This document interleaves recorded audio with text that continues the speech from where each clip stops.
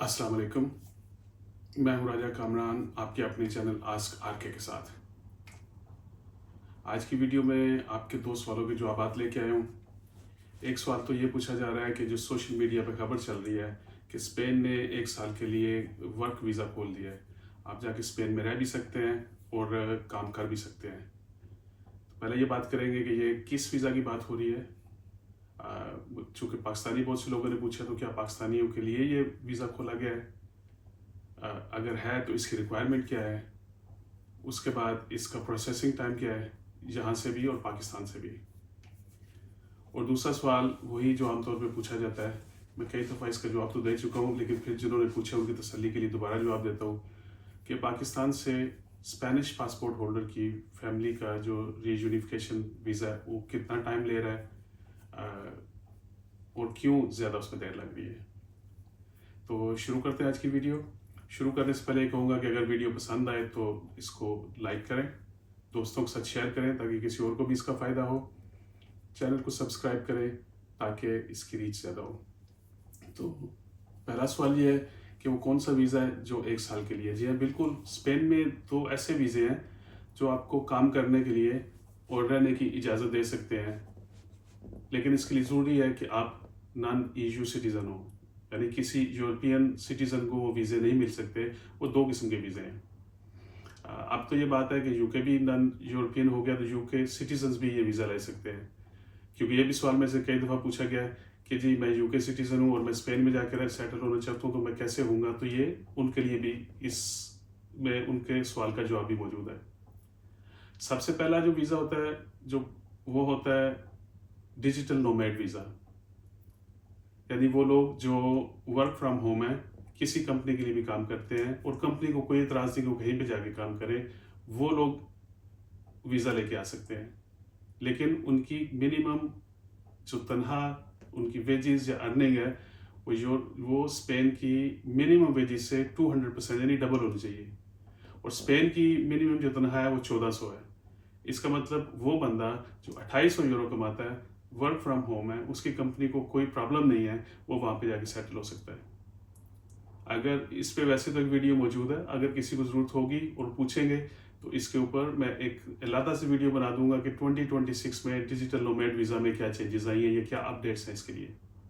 एक तो वीज़ा की टाइप जी होगी जिसके लिए हर कोई क्वालिफाई नहीं करता। दूसरी टाइप क्या है, वो है work permit. Work permit Spain से अप्रूव हो गए, पाकिस्तान जाता है या किसी मुल्क में भी है, वो वहाँ से वीज़ा लग के आता है। और अगर कोई आपसे ये कह रहा है कि बिल्कुल जी उन्होंने खोल दिया है, कोई बंदा भी जहाँ से उसका दिल करे वो उठ के आ जाए और 1 साल के लिए उसको वीज़ा भी मिल जाएगा और काम करने की इजाज़त होगी, तो ऐसी कोई बात नहीं है। ये सिर्फ सोशल मीडिया के ऊपर बातें करने की बात है। अब बात यह है कि जो वर्क परमिट है उसकी क्या रिक्वायरमेंट है। उसकी सबसे पहली रिक्वायरमेंट तो यह है कि आपका जो ऑफर्ता द ट्रबाको या आपका जो वर्क परमिट है वो स्पेन से अप्रूव होगा।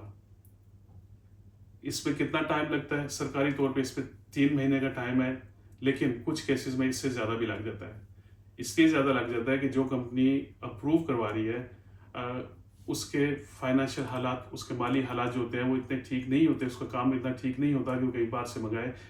तो फिर जो इमिग्रेशन है वो उस कंपनी को देखती है 2 4 6 महीने कि देखेंगे क्या अपने आप को इम्प्रूव कर रहे हैं, क्या इनको वाकई बाहर से बंदा चाहिए, उसके बाद वो अप्रूव करते हैं। मैं वीडियो मुख्तसर बना रहा हूँ इसलिए आपको शॉर्ट में ये स्टोरी बताता हूँ। अगला इसका स्टेप क्या है, वो ये है कि आपने पाकिस्तान से या जहाँ से भी आपने किया वहाँ से अपने अप्लाई करना है।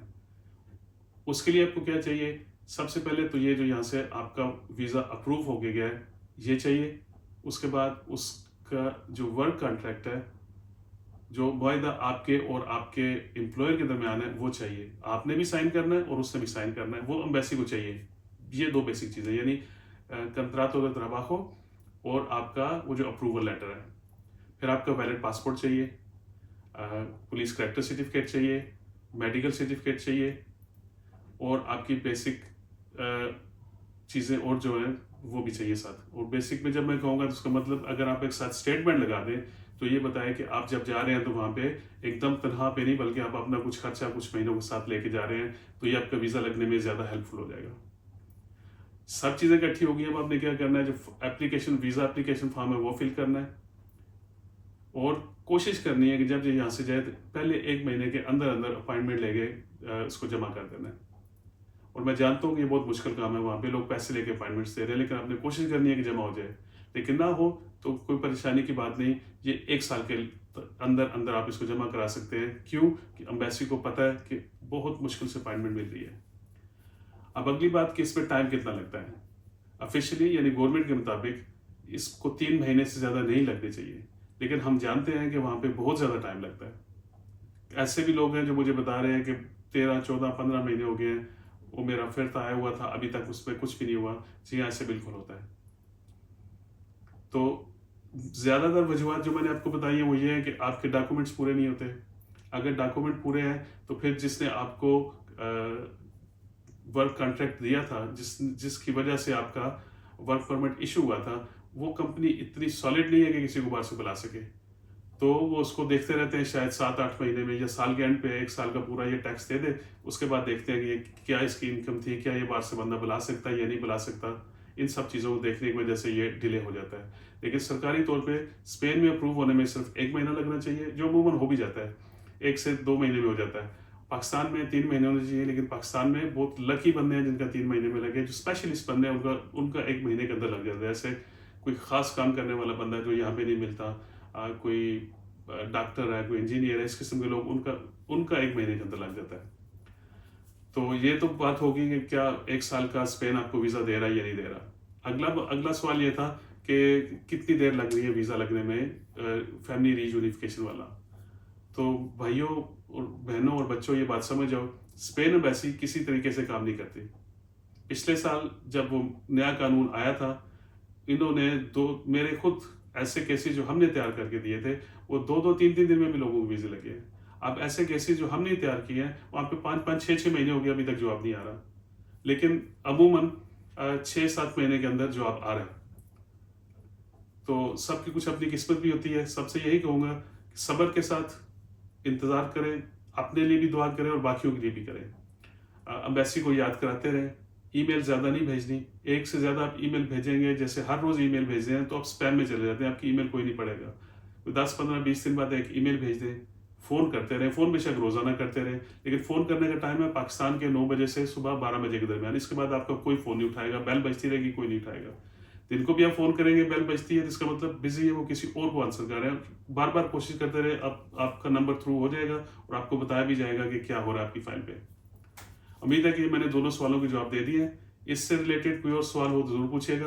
मैं कोशिश करूंगा कि कमेंट्स में जवाब दे दूं, लेकिन जैसे ये एक लंबा जवाब था जो कमेंट्स में नहीं दिया जाता, तो ऐसे में मैं एक नई वीडियो बना दूंगा। ख्याल रखिएगा अपना, मिलते हैं अगली वीडियो में, तब तक के लिए अल्लाह हाफिज़।